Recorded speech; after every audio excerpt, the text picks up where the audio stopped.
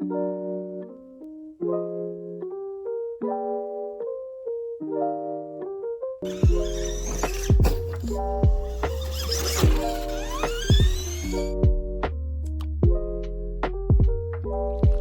everyone, today we're back with the HG P410, which of course is the Tamiya High-Lift F350 clone. And as you can see here, it looks a little bit different than it did in my first impressions and kind of pseudo unboxing video. Straight out of the box, this thing was molded in black. You can also get a molded in white version. And regardless of which color you get, if you get the white one, it just looks unfinished. If you get the black one, it just looks really cheap. And you would also have seen in that video that it does not drive very well. So as you can see, I've painted it and kind of customized it a bit and modified the suspension and the steering so it does this crazy maneuver called driving straight. Radical concept, I know, but this thing is now able to drive straight while also turn a little bit better than it would have out of the box. Today, as we are looking at the P410, we're going to be going over kind of what I've changed on this truck to get it to this point, as well as some stuff that I noticed in comparison to the genuine Tamiya F350 and some other insights that I've noticed while I was working on this truck. And without further ado, let's get right into it. Getting a better view of everything, the first thing you can see is it obviously has been painted. And I've opted to go for the sparkliest, most flashy black paint I could muster. You can see the paint kind of sparkling in the light there. And how I managed this was I painted it with TS Tamiya Metallic Black and then clear coated it with Tamiya Pearl Clear. So it's a metallic coat with a pearl on top, so extra shiny, extra sparkly. I'm really happy with how the paint turned out, especially for a really quick basic paint job. Very happy with how it turned out. I also added a bunch of Ford details like the F350 badge, bunch of Ford decals, as well as the Ford decal on the grill from a leftover J Concepts monster truck decal sheet. Speaking of the front, this is a genuine Tamiya High-Lift F350 grill. And the reason I went with the genuine grill is because the HG version on these side grills here, these little nostrils, is completely flat and has no detail in it. Whereas if you look on the Tamiya version, it actually has the texture in those sections. And just that little bit of extra detail adds a lot of extra realism to the truck, which I think is important. And I really want it. The only issue is fitting this genuine grille and fitting this genuine bumper had some issues on the HG shell, as I will go over in the notes. A lot of the parts in the body do not fit properly or do not fit at all. Some of the parts are just different enough where it will not fit. Some of the parts are just completely different dimensions. It's just very hard to tell at a glance, but they are definitely not the same mold. So the gap between the grille and the bumper here is a little bit different than it would have been on the genuine one, on the HG one that it came with. And then these headlight lenses, which are the HG lenses it came with, do not fit fully flush on these grills. So there's like a little bit of an edge sticking up here, which is a little bit unfortunate, but overall I think it looks good enough that I don't really care too much. While we're up here in the front, you can also see the diff cover has been changed to the Tundra High-Lift diff cover. The F350 and the Hilux version both come with that real, like, almost like military truck or like construction vehicle sized diff cover, which is really comical looking, as well as because of the extra flange on it, it reduces ground clearance even further, which ground clearance is already at a premium on a high lift, ironically. The Tundra version actually sits mostly flush within the actual diff housing, as well as being chrome. I thought was a plus because I wanted to add some extra chrome to this truck for the Brodozer look. So these were a perfect fit. The headlight and the taillights have been fitted with LED lights, just basic bulbs, white and red. I have not populated the fog lights here, nor the spotlights up there, though I do plan on doing that in the future. I just haven't gotten around to wiring those up. Coming along to the back, I'm actually quite proud of this. It's not really a Brodozer without a disgusting set of truck nuts on the back, and these are fully cast aluminum truck nuts that actually swing back and forth here and look grotesque. They are kind of oversized for the size and scale of this body, but I think it adds to the comical nature of and like parody nature of the Brodozer here. Really, really compensating for something.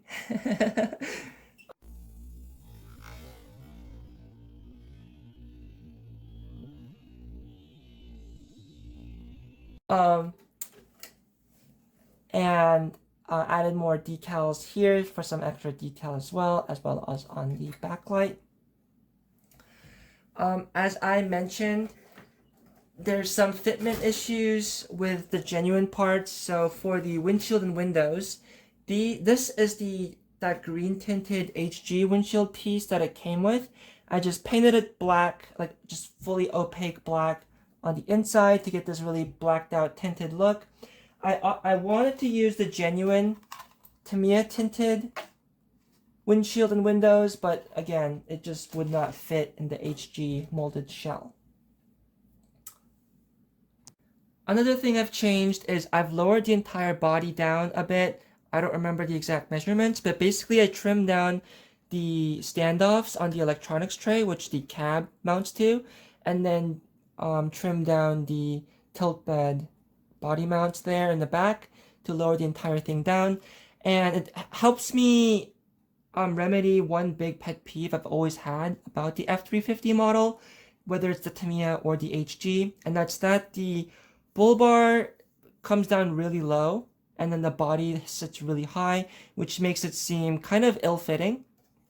So now that the body's lowered down, it tucks in a little bit better with this factory bull bar here, and the bottom, the top of this bull bar meets up with the top of the grill, which I think is a bit more realistic. And then on top of that, it makes the relation between the chassis rail to the body a bit more realistic, and also hides your battery tray better. If you have the Hilux version, whether it's the HG or the Tamiya, if you lower the entire body, you will have some issues because on that truck, the bed doesn't tilt. But on the F350, since the bed tilts out of the way, even lowering it won't cause you any issues here. If you also have the servo mounted in the factory location, lowering the entire body would also allow you to hide the steering servo that would mount on the side a bit better. But as you will see, my servo is mounted up front. Another thing I considered doing is mounting this custom bull bar. Similar to if you've been on Tamiya Club, Show Dogs, High Left F350, his red one, has this bull bar. I'm not exactly sure where it comes from, but as far as I know, it's like a low production deal. And it would mount up here, which I think personally looks nicer than the factory bull bar. But the one thing I do not like about this bull bar is it screws a CNC metal part into a brittle chromed plastic part. And rather than doing that, I would rather have the bull bar that's mounted directly to the chassis. So opted to go with this one. But like I said, with the body all lowered down, it looks much nicer. And I do not mind the factory bull bar anymore. With the cosmetics gone over, let's get into the electronics.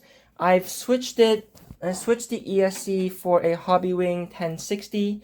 much better control and much higher quality than the whatever stock copy 1040 I think ESC that it came with. And it's also much smaller, which this is already a heavy truck. The last thing it needs is extra weight up top, so that also makes it nice. The power switch, I just have it attached to the ESC here, mainly because this is a tilt bed and it's pretty easy to access, so I just decided to mount it right there. And you can see the lights being wired through. The servo has also been changed.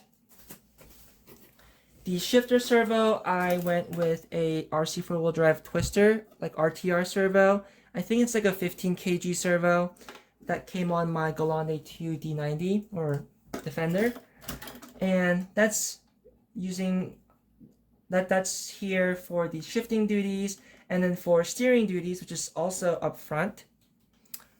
Here, I completely deleted the bell crank system and just chassis mounted the servo up front, and then bent up the link. I don't know if you can really see it in this crazy like S shape here to get it to fit and clear and get that travel that I needed for the steering. It still doesn't steer super great, but it steers much better than it originally did, thanks to the more powerful servo and being pretty much direct drive towards the steering and completely eliminating that bell crank system. Speaking of that bell crank system, I've also completely deleted the rear bell crank for the rear steer and fully locked out the rear, so it's only front steer now, though the rod ends on the HG, the rod ends that come with are very low quality, so I had to switch them out for Tamiya rod ends, and now they don't pop off as often and just fit much tighter. The HG ones had a lot of wobble to them and they would constantly pop off, so if you want to lock these out, make sure you switch those out for different rod ends or just at least the Tamiya ones. With the changes all gone through, let's take a second to go over some of the things I noticed while working on this truck. The rear bumper, while at a glance to look identical, if you put them together, you can see the HG one on the top, the Tamiya one at the bottom. The HG one's actually like millimeters shorter and slightly taller. It's the dimensions are like very minutely different, and you can also see side by side the difference in the chrome quality, all the orange peel on the HG one on the top and the perfectly smooth surface on the Tamiya one. And if you try to put the Tamiya bumper on the HG tailgate, you can see the screw holes do not line up. Whereas if we put it on the HG bumper, the holes of course line up perfectly.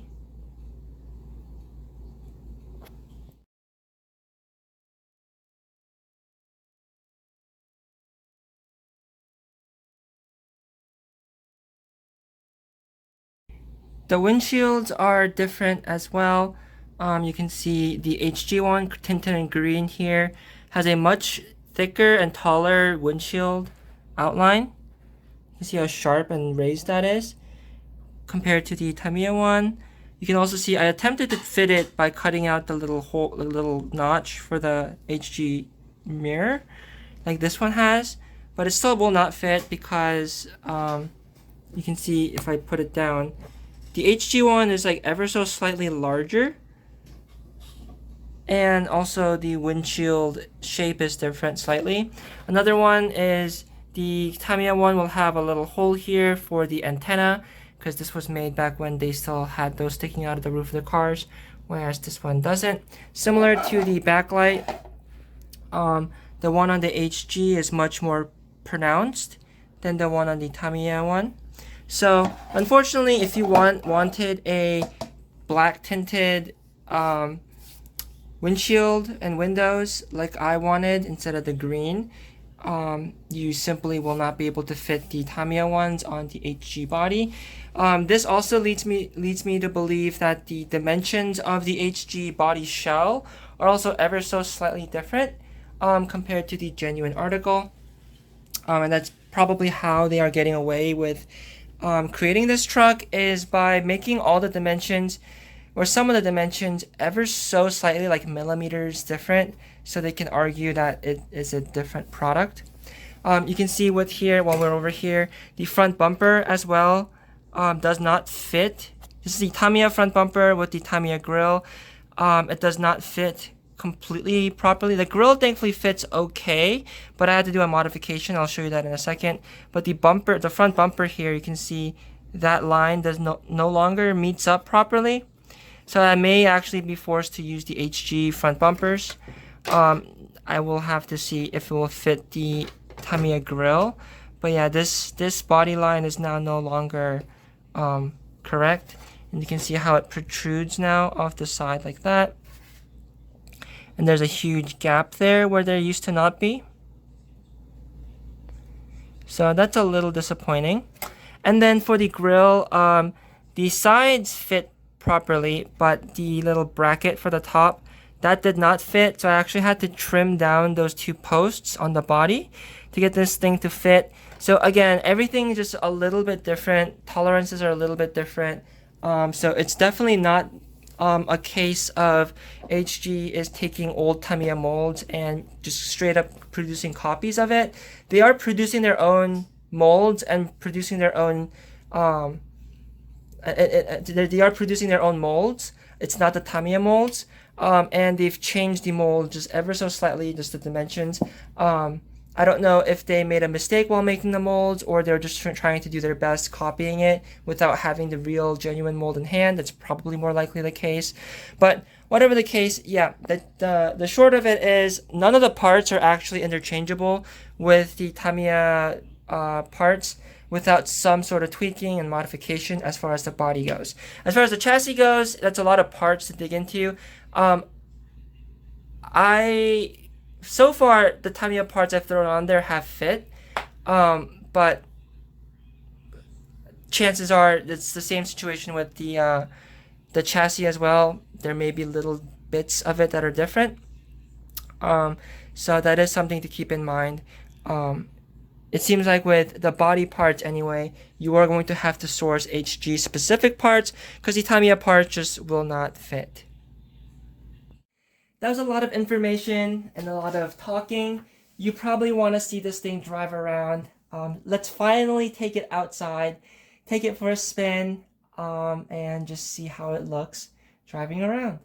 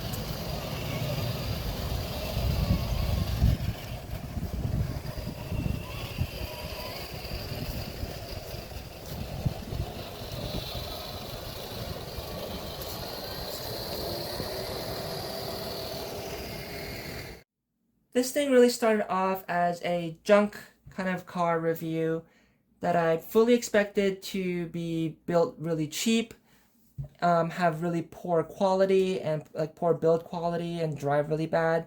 And when I pulled it out of the box, the initial impressions kind of solidified that in my head because it looked very toyish and very cheap. When I drove it, it was pretty much undrivable in its stock setup.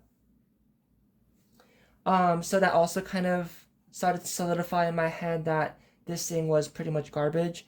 But knowing the potential of how good a genuine high lift could look, a genuine high lift F350 could look, and kind of I saw the vision here.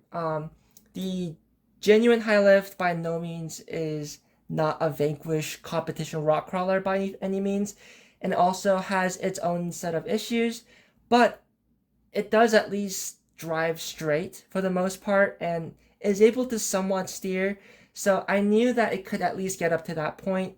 And once I put in a little bit of elbow grease mechanically and detailed it up, it's pretty much indistinguishable from a genuine high lift.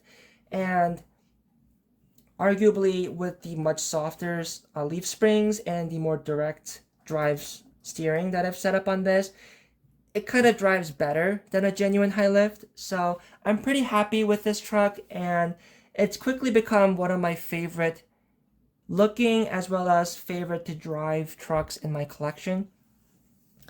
I fully just expected to do a quick whatever paint job, get this review done, and just send it off to a forever home or just, I don't know, use it for parts or something.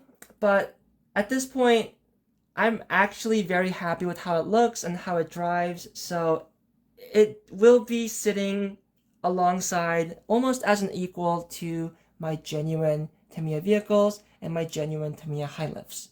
So with that all said, I hope everyone enjoyed this video, found it informative or entertaining, and as always, I hope everyone has a great day and have fun with RC.